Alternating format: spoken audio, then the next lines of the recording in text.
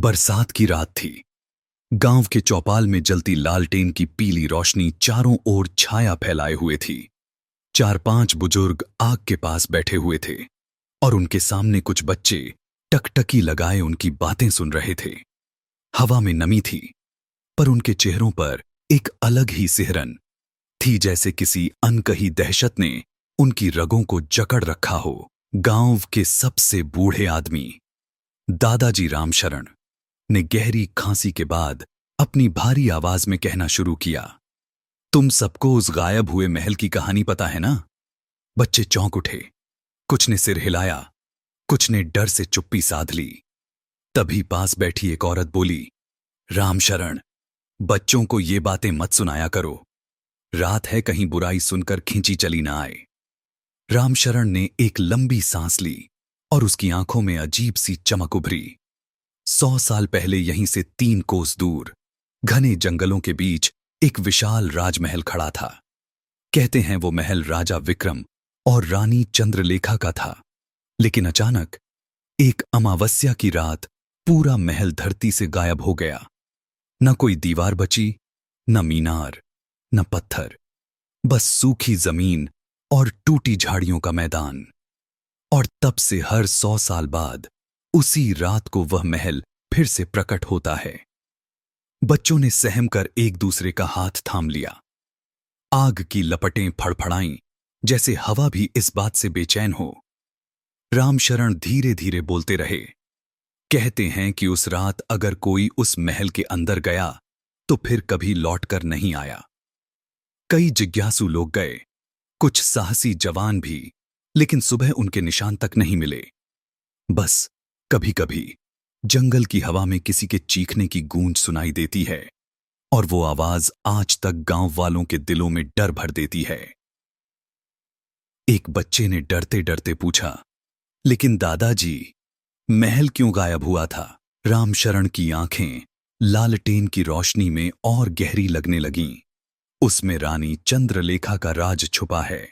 कहते हैं राजा विक्रम ने ही उसे श्राप दिया था। कुछ लोग कहते हैं कि रानी जादू टोना करती थीं, तो कुछ कहते हैं कि असली गुनहगार राजा था।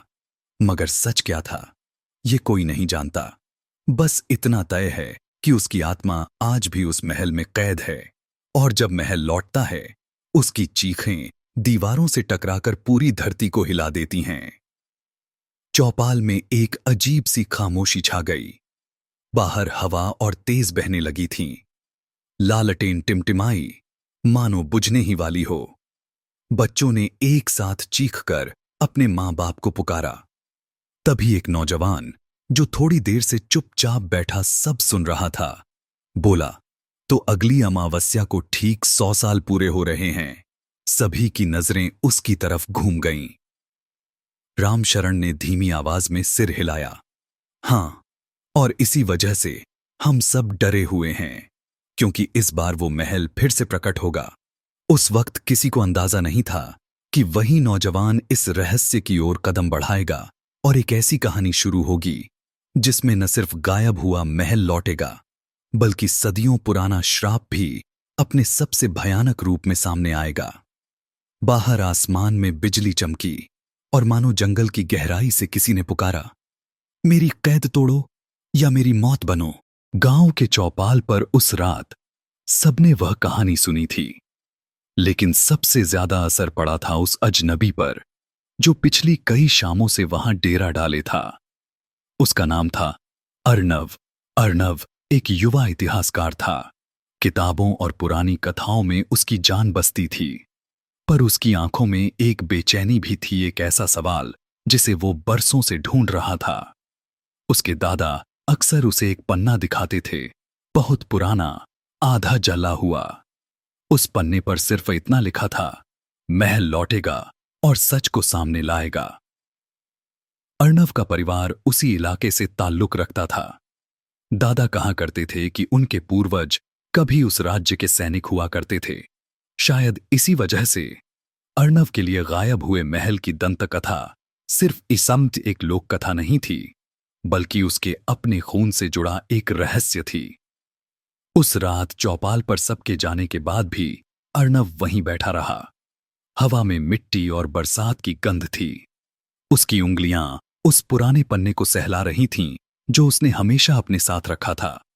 तो सचमुच अगली अमावस्या को 100 साल पूरे हो रहे हैं, उसने खुद से बुदबुदाया। सुबह जब गांव की औरतें कुएं पर पानी भर रही थीं, तो उन्होंने देखा कि अर्णव गांव वालों से बातें कर रहा है। इस जंगल का रास्ता किधर जाता है? महल की जगह अब कहां है? लेकिन हर बार जवाब में सिर्फ डर मिली नजरों और चुप्पी मिलती। एक बूढ़ी औरत कांपती आवाज में बोली, बेटा, क्यों मुसीबत मोल ले रहा है? उस महल में जो गया उसका नाम तक मिट गया, हम तक तो उसकी परछाई भी नहीं लौटी। अर्णव मुस्कुराया, पर उसकी मुस्कान में जिद छिपी थी। अगर कोई वहां नहीं जाएगा तो सच कैसे पता चलेगा? और अगर सच कभी सामने नहीं आया तो ये डर हमेशा जिंदा रहेगा। गांव वाले आपस में फुसफुसाने लगे। कुछ ने कहा कि ये पागल है, कुछ ने कहा कि शहर का पढ़ा लिखा है, इसे समझ में नहीं आएगा। पर अर्णव की आंखों में जो चमक थी उसने सबको बेचैन कर दिया। दिन बीतते रहे। अर्णव गांव की गलियों में घूमता, बूढ़ों से बातें करता और रात को अकेले चौपाल पर बैठकर उस जंगल की ओर देखता जहां से महल के प्रकट होने की दंत कथा जुड़ी थी। एक रात जब चांद आधा था और आसमान बादलों से ढका हुआ था, अर्णव को सपना आया। उसने देखा जंगल के बीच अचानक एक महल खड़ा है। उसकी मीनारें आसमान को चीर रही हैं, खिड़कियों से लाल रोशनी झांक रही है और सबसे ऊपर खड़ी एक औरत, शायद रानी, उसकी तरफ हाथ बढ़ाकर चीख रही है, मुझे मुक्त करो या मेरे साथ दफन हो जाओ। अर्णव हड़बड़ाकर उठ बैठा। उसका शरीर पसीने से तर था, लेकिन उसकी आंखों में डर नहीं बल्कि और भी गहरी जिज्ञासा थी। सुबह होते ही वह जंगल की दिशा में निकल पड़ा। गांव के कुछ लड़के उसे रोकने की कोशिश करने लगे। मत जा अजनबी, अभी तो वो महल प्रकट भी नहीं हुआ है। अर्णव ने बस इतना कहा, अगर डरते रहे तो महल हमेशा हमें ही निगलता रहेगा। मैं उसकी सच्चाई जानकर रहूंगा। गांव की चौपाल पर खड़े बुजुर्ग उसे जाते हुए देखते रहे। रामशरण ने धीरे से फुसफुसाया, ये वही करेगा जो कोई और नहीं कर सका। या तो ये उस महल को हमेशा के लिए जगाएगा या खुद उसकी कैद का हिस्सा बन जाएगा। जंगल की सीमा पर पहुंचते हुए अर्णव ने पीछे मुड़कर गांव को देखा। हवा में अजीब सी ठंडक थी, जैसे कोई अदृश्य आंखें उसे घूर रही हों। उसने अपनी डायरी खोली और लिखा, आज से मेरा सफर शुरू होता है। अगर मैं लौटा तो सच लेकर आऊंगा, अगर ना लौटा तो जान लेना रानी की कहानी झूठ नहीं थी। और फिर अर्णव ने पहला कदम उस अंधेरे जंगल की ओर बढ़ा दिया जहां से अब उसकी किस्मत कभी वापस नहीं लौटेगी। अगले कई दिन अर्णव जंगल के आसपास मंडराता रहा। उसने नक्शे बनाए, पुराने खंडहरों की मिट्टी खंगाली और हर निशान को अपनी डायरी में दर्ज किया। लेकिन जितना वह खोजता उतना ही रहस्य गहराता जाता। गांव के लोग उसे शक और डर की नजर से देखने लगे। बच्चे जब भी उसे देखते दबे स्वर में कहते, यही पागल महल के अंदर जाएगा, फिर कभी लौटेगा नहीं। पर अर्णव के कदम नहीं रुके। सूरज ढलते ही वह चौपाल पर लौट आता और बुजुर्गों से सवाल करता। धीरे धीरे रामशरण भी उसके सवालों का जवाब देने लगे। बेटा, रामशरण ने एक रात कहा, जब महल आखिरी बार प्रकट हुआ था तब मेरे दादा जवान थे। उन्होंने अपनी आंखों से देखा था कि कैसे आधी रात को जमीन हिली और काले धुएं से घिरा महल खड़ा हो गया। दीवारों पर लाल आभा थी, जैसे खून से रंगा हो। और फिर उसमें जो लोग गए उनकी चीखें इतनी भयानक थीं कि पूरा जंगल कांप गया। अर्णव ध्यान से सुनता रहा। क्या तुम्हारे दादा ने अंदर जाने की कोशिश की थी? उसने पूछा। रामशरण ने सिर झुका लिया। हां, उन्होंने कहा था कि दरवाजे तक जाते ही उनका दम घुटने लगा, जैसे किसी ने गले पर बर्फ रख दी हो। वे भागकर लौट आए और तभी से उन्होंने कसम खा ली थी कि उस जगह की तरफ देखेंगे तक नहीं। अर्णव की आंखों में अजीब सी चमक थी। उसके भीतर एक आवाज कह रही थी, कि इस बार वही उस श्रापित महल की सच्चाई जानेगा। दिन बीतते गए। अमावस्या की रात अब सिर्फ 3 दिन दूर थी। जंगल के आसमान में बेचैनी भरने लगी थी। हर शाम सूरज डूबते ही पेड़ों के बीच से अजीब सरसराहट सुनाई देती, जैसे कोई अदृश्य सेना कदम ताल कर रही हो। गांव वाले रात होते ही दरवाजे बंद कर लेते। कोई बाहर निकलने की हिम्मत नहीं करता, मगर अर्णव हर रात अकेला जंगल की सीमा तक जाता और दूर से उस मैदान को देखता जहां कभी महल खड़ा था। एक शाम उसने देखा मैदान में अचानक एक धुंध सी उठी और उस धुंध में महल की धुंधली सी परछाई झलकने लगी। अर्णव की सांसें तेज हो गईं। तो यह सच है, महल लौट रहा है। उस रात अर्णव ने अपनी डायरी में लिखा, जंगल जाग रहा है। हवा में गंध बदल गई है, खून और लोहे की गंध। लगता है जैसे किसी पुराने युद्ध की आत्माएं अब भी जिंदा हों। मैं डरता नहीं, पर इस डर में भी अजीब सा आकर्षण है। मैं जानता हूं अब मैं पीछे नहीं हट सकता। अगली सुबह गांव में हलचल मच गई। एक चरवाहे की लाश जंगल के किनारे मिली। उसकी आंखें पूरी तरह सफेद थीं और चेहरे पर ऐसा भाव था जैसे उसने कोई भयानक चीज देखी हो। गांव के लोग और दहशत में आ गए। ये सब उस महल की वजह से हो रहा है। श्राप जाग चुका है। गांव वाले इकट्ठा होकर अर्णव को घेरने लगे। अजनबी, तू यहां से चला जा। तूने हमारे गांव पर आफत बुला ली है। पर अर्णव अडिग रहा, अगर मैं चला भी गया तो ये महल फिर आएगा। श्राप को तोड़ना ही होगा, वरना हर 100 साल यही खून बहाता रहेगा। रामशरण चुपचाप उसे देखता रहा। उसके चेहरे पर चिंता थी, लेकिन कहीं गहराई में उम्मीद की एक झलक भी। शायद वह मान चुका था कि यह अजनबी ही वह इंसान है जो महल के रहस्य को सुलझा सकता है। अमावस्या से एक रात पहले गांव में घुप अंधेरा छा गया। बादलों ने चांद को ढक लिया था। हवा में सड़ांत सी गंध घुल गई थी। अर्णव ने अपनी डायरी, लालटेन और पुरानी नक्शे की कॉपी उठाई। उसने अपनी जेब में दादा का वह जला हुआ पन्ना रखा। जंगल की ओर बढ़ते हुए उसने दूर से सुना ढोल की थाप, हल्की, धीमी मगर साफ, जैसे कोई प्राचीन दरबार की तैयारी हो रही हो। अर्णव ठिठका, मगर उसके कदम रुके नहीं। उसने खुद से कहा, कल की रात असली खेल शुरू होगा। जंगल की काली परछाइयां उसके पीछे पीछे खिसकती रहीं, मानो महल भी उसकी प्रतीक्षा कर रहा हो।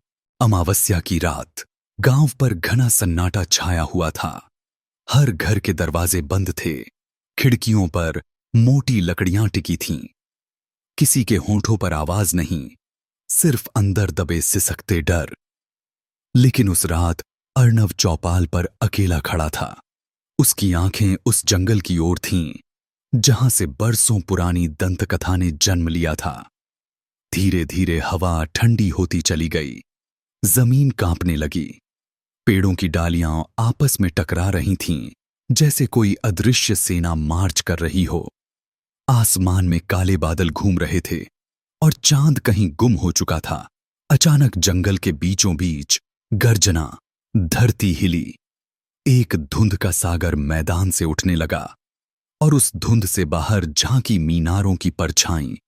गांव के लोग अपनी खिड़कियों से झांक रहे थे और उन्होंने वहीं देखा जिसके लिए उनके पूर्वज सदियों से डरते रहे थे।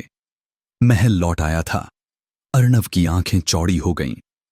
वह धीरे धीरे जंगल के रास्ते पर बढ़ने लगा। जैसे जैसे वह पास जाता, महल और साफ दिखाई देने लगा। काले पत्थरों से बना, ऊंची ऊंची मीनारें, टूटे हुए झूमर खिड़कियों से लटकते और दीवारों पर लाल रोशनी का अजीब सा खेल। महल ऐसा लग रहा था जैसे सदियों बाद भी वैसा ही खड़ा हो। न समय का असर, न मौसम की चोट, बल्कि और भी भयावह। अर्णव के कानों में अचानक ढोल और शंख की ध्वनि गूंजने लगी। क्या ये सचमुच दरबार की आवाज है? उसने खुद से बुदबुदाया। वह महल के विशाल दरवाजे तक पहुंचा। दरवाजा जर्जर था, लेकिन उस पर उकेरी गई आकृतियां स्पष्ट थीं। राजा विक्रम का चेहरा और उसके नीचे रानी चंद्रलेखा की परछाई, दोनों की आंखें लाल रंग से भरी हुई लग रही थीं। अर्णव ने गहरी सांस ली और दरवाजे को धक्का दिया। दरवाजा चरमराया और खुल गया। अंदर का दृश्य उसके रोंगटे खड़े कर देने वाला था। महल का विशाल आंगन बिल्कुल खाली था, लेकिन दीवारों से एक अजीब सी फुसफुसाहट गूंज रही थी, जैसे कोई अनगिनत मुंह एक साथ उसका नाम ले रहे हों।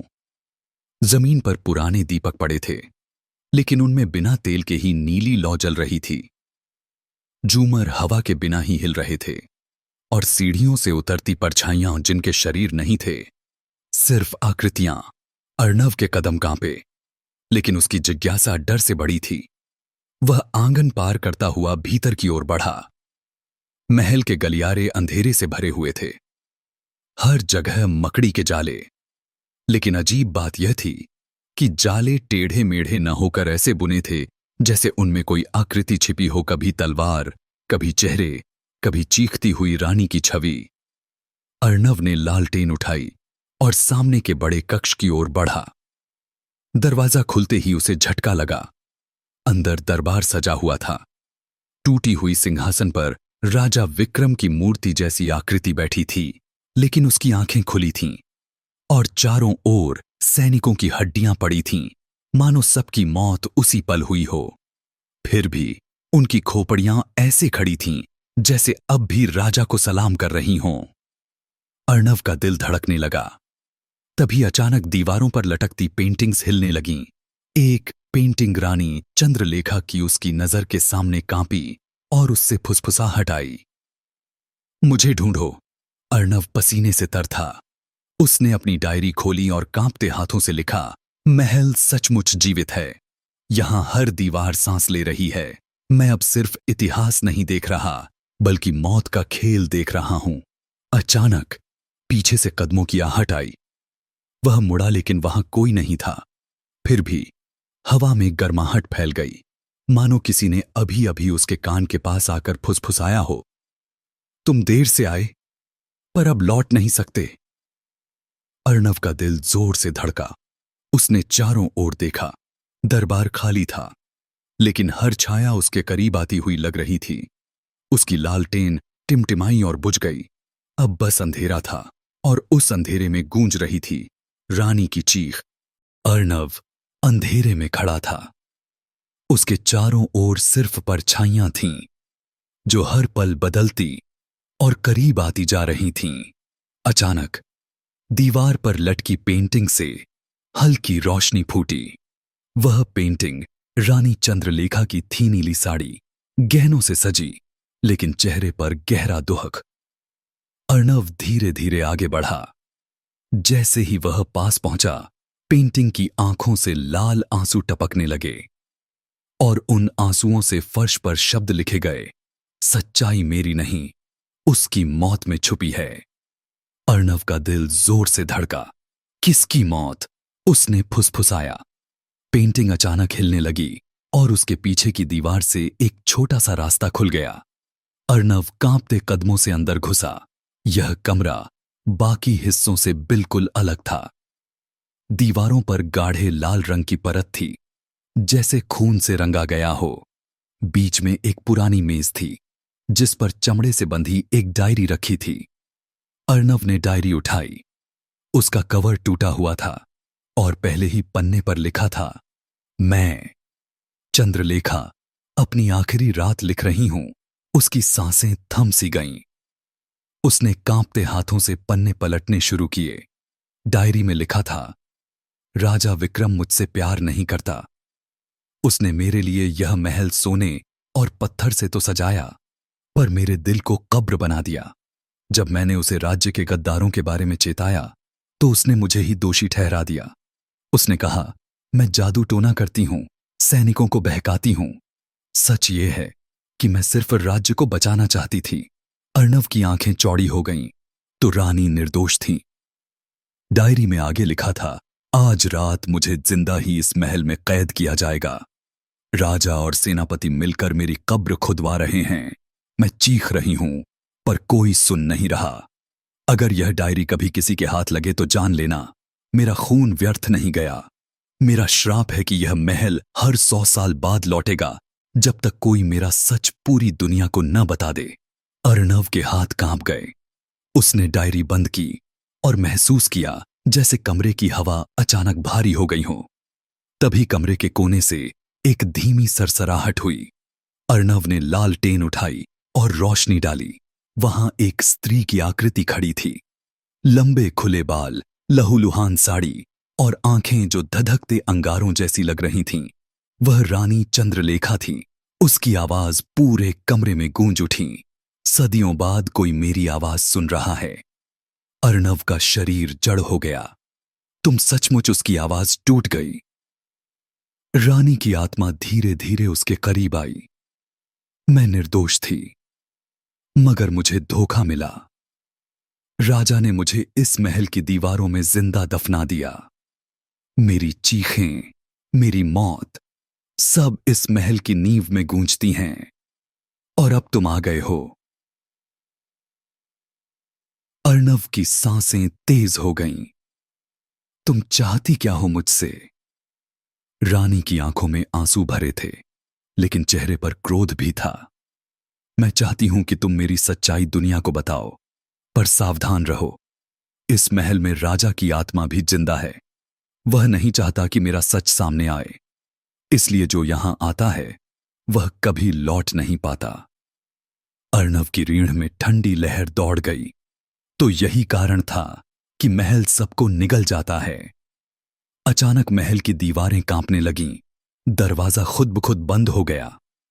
रानी की आत्मा ने चीखते हुए कहा, वह आ रहा है राजा विक्रम। अर्णव ने चारों ओर देखा। परछाइयां और गहरी हो गई थीं। दीवारों से खून टपकने लगा और दरबार की दिशा से आती गूंज, यह महल मेरा है और इसमें आने वाला हमेशा मेरा हो जाता है। रानी की आत्मा कांपती आवाज में बोली, भागो या फिर उसके खेल में फंस जाओ। अर्णव ने डायरी कसकर पकड़ी।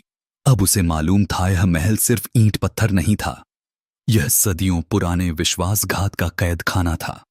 और वह अर्णव अब इस श्रापित खेल का हिस्सा बन चुका था। महल की दीवारें लगातार हिल रही थीं। ऐसा लग रहा था मानो पूरा भवन किसी अदृश्य शक्ति से कांप रहा हो। अर्णव ने डायरी सीने से चिपकाई और चारों ओर देखा। अचानक दरबार का दरवाजा अपने आप खुला। भीतर से लाल धुएं का गुबार उठा और उसके साथ आई एक गूंजती हुई आवाज, मेरे महल में तुम्हारा स्वागत है। अर्णव के कदम अपने आप दरबार की ओर खिंच गए। वह विशाल कक्ष अब पहले से और भी भयावह लग रहा था। टूटे झूमरों में काली लौ जल रही थी और सिंहासन पर एक आकृति बैठी थी, राजा विक्रम। उसका चेहरा आधा इंसान और आधा सड़ता हुआ कंकाल था। आंखों में अंगारे थे और होंठों पर एक क्रूर मुस्कान। तो तुम वही अजनबी हो जिसने मेरी कैद तोड़ने की जुर्रत की है। अर्णव की सांसें थम गईं। तुमने रानी को धोखा दिया। उसने कुछ गलत नहीं किया था। राजा की हंसी गूंज उठी। गलत? वह मेरी अवज्ञा कर रही थी। राज्य की सीमा के बाहर किसी और से संधि करना चाहती थी। औरत का काम दरबार में हस्तक्षेप करना नहीं होता। मैंने उसे वहीं भेजा जहां उसकी जगह थी, कब्र में। अर्णव ने गुस्से में कहा, नहीं, उसने सिर्फ राज्य को बचाना चाहा। यह तुम्हारी क्रूरता थी। राजा की आंखें और लाल हो गईं। अगर तू इतना साहसी है तो खेल खेल। मेरे महल से निकलने का एक ही रास्ता है, मुझे हराकर दिखा। सिंहासन के सामने जमीन पर एक शतरंज की बिसात अपने आप बन गई। मोहरे खून से बने हुए लग रहे थे। राजा ने हाथ फैलाया और बोला, यह है मौत का खेल। हर चाल के साथ एक आत्मा जिंदा होती है। अगर तू हारा तो तेरी आत्मा हमेशा के लिए इस महल का हिस्सा बन जाएगी। अर्णव का शरीर कांप रहा था, लेकिन उसने हार नहीं मानी। वह बिसात के सामने बैठ गया। पहली चाल चलते ही पूरा कक्ष कांप गया। दीवारों से हड्डियों की खड़खड़ाहट सुनाई दी। अचानक मृत सैनिक अपनी कवच पहने बिसात के इर्द गिर्द खड़े हो गए। उनके खाली नेत्रगर्त से नीली लौ झांक रही थी। राजा ने मुस्कुराते हुए कहा, हर मोहरा एक आत्मा है। जितना आगे बढ़ेगा उतनी आत्माएं तुम्हें घेरेंगी। खेल शुरू हुआ। अर्णव जैसे ही एक मोहरा बढ़ाता, उसके सामने कोई भूत या आकृतियां खड़ी होती। ठंडी हवा उसके शरीर से टकराती और उसकी हड्डियां जम जातीं। लेकिन तभी रानी की आत्मा उसके पास प्रकट हुई। उसने धीमी आवाज में कहा, डर मत, यह खेल असली नहीं बल्कि धोखे का है। राजा अपने छल से जीतता है। याद रख, सच्चाई ही उसकी सबसे बड़ी हार है। अर्णव ने सिर हिलाया। उसने अपनी चाल सोच समझ कर चली। राजा की आंखों में गुस्सा भर गया। बहुत चतुर हो तुम, पर देखो, तुम्हारे हर कदम पर मौत मंडरा रही है। अचानक अर्णव ने देखा उसके सामने बैठा राजा अब इंसान नहीं बल्कि हजारों आत्माओं से बना हुआ एक विशाल दैत्य है। हर आत्मा चीख रही थी, कराह रही थी। ये सब वो लोग हैं जो कभी इस महल में आए और लौटकर नहीं गए। रानी की आत्मा बोली। हर हारने वाले की आत्मा राजा ने अपने खेल में बांध ली। खेल और तेज होता गया। राजा की हंसी और भयावह होती गई। अर्णव की आंखों से पसीना टपक रहा था। फिर उसने दादा का वह पुराना पन्ना याद किया। महल लौटेगा और सच को सामने लाएगा। उसने अचानक मोहरा रखते हुए जोर से कहा, राजा, तुम्हारी सबसे बड़ी हार यही है कि तुमने निर्दोष को दोषी ठहराया। रानी बेगुनाह थी। तुम्हारा राज्य झूठ और क्रूरता पर बना था। यही तुम्हारा असली श्राप है। बिसात कांपने लगी। सैनिकों की आत्माएं चिल्लाईं और सिंहासन पर बैठा राजा तड़पने लगा। चुप चुप रहो। उसकी आंखों से आग निकलने लगी। अगर मेरा सच बाहर निकला तो यह महल ढह जाएगा और मैं हमेशा के लिए मिट जाऊंगा। अर्णव ने आखिरी चाल रख दी। बिसात पर राजा का मोहरा गिरा और उसी पल पूरा दरबार हिलने लगा। दीवारों से खून की धाराएं फूट पड़ीं। सैनिकों की आत्माएं राजा की ओर टूट पड़ीं। रानी की आत्मा ने चीख कर कहा, अर्णव, अब भागो वरना तुम भी यहीं कैद हो जाओगे। अर्णव ने डायरी और पन्ना कसकर पकड़ा और भागने लगा। पीछे से राजा की दहाड़ गूंजी, तुम मेरी सच्चाई बाहर नहीं ले जा पाओगे। मैं तुम्हें ढूंढ लूंगा हमेशा के लिए। अर्णव दौड़ता हुआ अंधेरे गलियारों से गुजर रहा था। चारों ओर दीवारें कांप रही थीं, जैसे महल अब किसी अदृश्य तूफान में बिखरने वाला हो। पीछे से राजा की गूंजती हुई आवाज लगातार सुनाई दे रही थी, भाग ले अजनबी, लेकिन तू बाहर कभी नहीं जाएगा। यह महल तेरी कब्र बनेगा। अर्णव के कदम डगमगा रहे थे, पर उसके सीने से चिपकी रानी की डायरी और दादा का पुराना पन्ना उसे शक्ति दे रहे थे। अचानक सामने एक विशाल कक्ष आ गया। यह कमरा बाकी हिस्सों से अलग था। दीवारों पर चांदी से बनी नक्काशियां थीं, जिन पर रानी चंद्रलेखा का चेहरा बार बार उकेरा गया था। बीचों बीच एक संगमरमर की कब्र बनी थी। अर्णव हांफते हुए रुका। कब्र पर लिखा था, यहां सो रही है वह रानी जिसे इतिहास ने चुड़ैल कहा, लेकिन जिसकी सच्चाई किसी ने नहीं सुनी। अर्णव की आंखों से आंसू छलक पड़े। उसने धीरे से कहा, इतिहास ने तुझे गलत समझा, लेकिन मैं तेरा सच सबको बताऊंगा। तभी कब्र से नीली लौ उठी और उसमें से प्रकट हुई रानी की आत्मा। उसकी आंखों में अब दर्द कम और शांति अधिक थी। तुमने मेरा सच पढ़ा, तुमने खेल खेल कर मेरी आवाज सुनी। अब तुम्हें वो जानना होगा जो कोई और नहीं जान पाया। अर्णव ने कांपते स्वर में पूछा, क्या सच में राजा ही गुनहगार था? रानी की आत्मा पास आई। हां, मैंने कभी राज्य को धोखा नहीं दिया, बल्कि राजा ही अपने लालच में पराए साम्राज्य से समझौता करना चाहता था। जब मैंने विरोध किया, उसने मुझे जादूगरनी कहकर कैद कर दिया। मेरी चीखें इन दीवारों में दबी रहीं और मेरा खून इस महल की नींव में समा गया। अर्णव की सांसें थम गईं। तो ये महल? रानी की आवाज गूंजी। यह महल मेरे खून और आत्माओं से बना है। यही वजह है कि यह हर 100 साल लौट आता है। राजा की आत्मा भी कैद है, वह कभी शांति नहीं पा सकता। लेकिन अगर मेरा सच बाहर पहुंचा तो यह श्राप टूट सकता है। अर्णव ने डायरी उठाकर कहा, मैं ये सच लेकर बाहर जाऊंगा। दुनिया को बताऊंगा कि रानी चंद्रलेखा निर्दोष थी। रानी की आंखों में आंसू भर आए। अगर तुम सच को बाहर ले गए तो मेरी आत्मा मुक्त हो जाएगी, लेकिन याद रखो, राजा आखिरी बार तुम्हें रोकने आएगा। यह उसका श्राप है। जो भी मेरे सच को बाहर ले जाने की कोशिश करेगा उसे वह निगल लेगा। जैसे ही उसने ये कहा, पूरा कक्ष हिलने लगा। दीवारों से आग निकलने लगी और कब्र के पीछे से राजा विक्रम की भयावह आकृति प्रकट हुई। उसकी आंखें लाल थीं, दांत नुकीले और शरीर लपटों से लिपटा हुआ। मैंने कहा था ना, कोई इस महल से सच लेकर नहीं जाएगा। अर्णव पीछे हट गया। इतिहास तुम्हें याद नहीं करेगा राजा, इतिहास अब सच को जानेगा। राजा दहाड़ा और हवा में लहराया।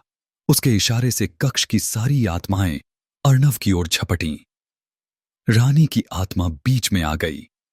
नहीं, उसे जाने दो। राजा हंसा, तू मुझे रोक नहीं सकती। तेरी आत्मा भी मेरी कैद में है। रानी ने आंखें मूंद लीं और अर्णव से बोली, तुम्हें अब भागना होगा। पीछे का दरवाजा देखो, वहीं से एक गुप्त रास्ता बाहर जाता है। जाओ और मेरी कहानी दुनिया को सुनाओ। अर्णव ने कांपते हाथों से डायरी और पन्ना संभाला और पीछे का दरवाजा ढकेल दिया। अंधेरे गलियारे में दौड़ते हुए उसके पीछे लगातार राजा की चीख गूंज रही थी, तू सच लेकर नहीं जा पाएगा। यह महल तुझे निगल लेगा। दीवारें ढहने लगीं, छत से पत्थर गिर रहे थे, लेकिन अर्णव दौड़ता रहा, दौड़ता रहा। आखिरकार उसने एक खुला रास्ता देखा। जंगल की ठंडी हवा भीतर घुस रही थी। वह बाहर निकल गया। महल पीछे कांपता रहा। उसकी मीनारें टूटने लगीं और आखिरी बार राजा की चीख जंगल में गूंजी, मैं लौटूंगा, 100 साल बाद फिर लौटूंगा। महल धीरे धीरे धुंध में बदलकर गायब हो गया। अर्णव जमीन पर गिर पड़ा। उसकी सांसें तेज थीं। हाथ में डायरी अब भी कसकर पकड़ी हुई थी। आसमान पर अमावस्या का अंधेरा था, लेकिन हवा में एक अजीब सी शांति थी। रानी की आत्मा धीरे से उसके सामने प्रकट हुई। अब उसके चेहरे पर पीड़ा नहीं, बल्कि सुकून था। धन्यवाद अर्णव, तुमने मुझे आजाद कर दिया। और अगले ही पल वह नीली रोशनी में बदलकर आसमान में विलीन हो गई। जंगल में घुप अंधेरा था। अर्णव जमीन पर गिरा हुआ हाँफ रहा था। हाथ अब भी डायरी और पन्ने को कसकर पकड़े हुए थे। पीछे पलटकर देखा तो जहां महल खड़ा था, वहां अब केवल धुंध और राख जैसी काली छाया बची थी। उसके कानों में आखिरी बार राजा की गूंजती हुई दहाड़ सुनाई दी, मैं लौटूंगा, 100 साल बाद फिर लौटूंगा। फिर सब सन्नाटा, केवल जंगल की ठंडी हवा और पत्तों की सरसराहट। अर्णव लड़खड़ाते कदमों से गांव की ओर चल पड़ा। सूरज की पहली किरणें क्षितिज पर उभर रही थीं। गांव वाले पहले से ही जाग चुके थे। सब इकट्ठा थे, क्योंकि आधी रात को महल की गड़गड़ाहट और चीखें पूरे गांव में सुनाई दी थीं। जब अर्णव वहां पहुंचा, सब उसे घेर कर खड़े हो गए। किसी ने पूछा, क्या क्या तू बचकर आया है? दूसरे ने कांपते स्वर में कहा, महल फिर से गायब हो गया। क्या तूने उसके भीतर कुछ देखा? अर्णव चुप रहा। उसने डायरी उठाई और धीरे से बोला, हां, मैंने वो सब देखा जो 100 सालों से दबा हुआ सच था। गांव वाले उत्सुक हो गए। अर्णव ने सबको बिठाया और पूरी कहानी सुनाई। राजा की क्रूरता, रानी की बेगुनाही, मौत का खेल और अंत में आत्माओं की मुक्ति। गांव वालों की आंखों से आंसू बहने लगे। बुजुर्गों ने सिर झुकाकर कहा, इतिहास ने हमें झूठ दिखाया। हम हमेशा सोचते थे कि रानी चुड़ैल थी, लेकिन वह तो हमारी रक्षक थी। अर्णव ने धीरे से कहा, सच दब सकता है, लेकिन मिट नहीं सकता। लेकिन तभी अचानक हवा बदल गई। आसमान पर काले बादल उमड़ने लगे। पक्षियों ने एक साथ चीखना शुरू कर दिया। अर्णव ने चौंक कर ऊपर देखा। डायरी अपने आप कांपने लगी। उसके पन्नों पर खून जैसे अक्षर उभरने लगे, मैं अभी मरा नहीं हूं। गांव वाले घबराकर पीछे हट गए। एक औरत चीख उठी, ये राजा की आवाज है। अर्णव के हाथ कांपने लगे। उसने डायरी जमीन पर फेंक दी, लेकिन पन्ने हवा में उड़ने लगे और फिर से एक साथ जुड़कर खुद ब खुद खड़े हो गए, और उन पन्नों से धुएं जैसी परछाई उठने लगी। रानी की आत्मा भी प्रकट हुई, लेकिन इस बार उसका चेहरा बेचैन था। उसने कहा, अर्णव, राजा पूरी तरह नष्ट नहीं हुआ। उसका श्राप अब भी बाकी है। जब तक उसकी आत्मा किसी और शरीर में प्रवेश नहीं कर लेती, वह पूरी तरह मिटेगा नहीं। अर्णव ने घबराकर पूछा, तो क्या वह मेरे पीछे आएगा? रानी की आंखें नीली चमक उठीं। हाँ, तुम ही हो जिसने सच बाहर निकाला। अब वह तुम्हें ढूंढेगा, और अगर उसने तुम्हें पा लिया तो तुम्हारा शरीर उसका नया ठिकाना बनेगा। गांव वाले चीखते हुए भागने लगे। अर्णव अकेला खड़ा रह गया। लेकिन इसका अंत कैसे होगा? उसने कांपते हुए पूछा। रानी धीरे धीरे धुंध में विलीन होने लगी। उसकी अंतिम आवाज जंगल में गूंजी। तुम्हें भागते रहना होगा, या फिर अगली अमावस्या से पहले राजा की आत्मा को सदा के लिए बांधने का उपाय ढूंढना होगा, वरना अगली बार तुम ही उसका चेहरा बनोगे। अर्णव घुटनों पर गिर पड़ा। उसकी आंखें खाली हो गईं। गांव अब शांत था, लेकिन हवा में डर घुला हुआ था। उसने डायरी को अपने बैग में रखा और धीमे स्वर में बुदबुदाया, अगर मेरा भाग्य यही है तो मैं राजा की आत्मा को खत्म करने का रास्ता ढूंढूंगा, नहीं तो। वह वाक्य अधूरा रह गया। रात फिर से ढल गई। जंगल के बीचों बीच जहां कभी महल खड़ा था, वहां एक काला पत्थर चमक रहा था। उस पर खून से लिखा था, 100 साल बहुत लंबा इंतजार है, मैं उससे पहले ही लौट आऊंगा। कहानी यहीं खत्म होती है, लेकिन सन्नाटा अब भी डराता है।